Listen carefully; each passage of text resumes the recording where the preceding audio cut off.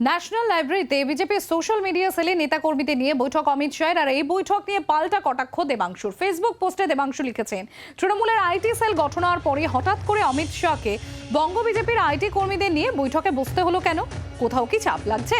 2021-এর মতোই বিজেপির বিচ্ছিন্নতাবাদী সাম্প্রদায়িক ও ভাঙার রাজনীতির বিরুদ্ধে তৃণমূল কংগ্রেস সোশ্যাল মিডিয়া ও আইটি সেলের গঠনমূলক উন্নয়নমুখী ও সম্প্রীতির প্রচার এবারও জয়যুক্ত হবে, খেলা হবে।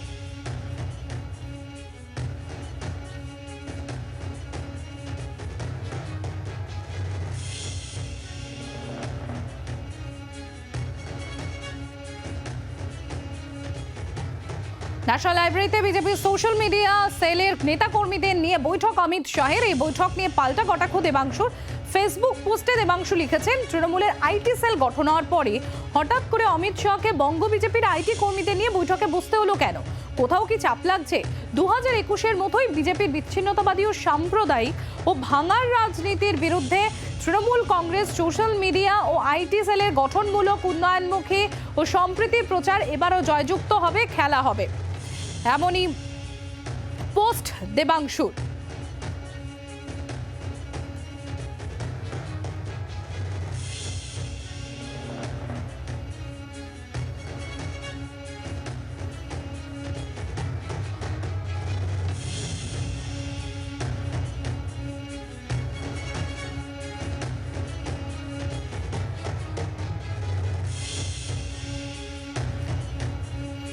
তৃণমূলে আইটি সেল গঠন হওয়ার পরে হঠাৎ করে অমিত শাহকে বঙ্গ বিজেপির আইটি কর্মীদের বৈঠকে বসতে হলো কেন?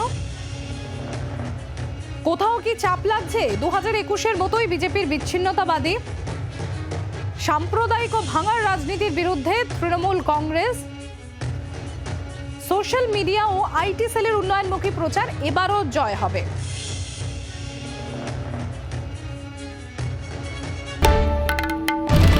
বাংলার আওয়াজ, বাঙালির আবেগ, জি 24 ঘন্টা।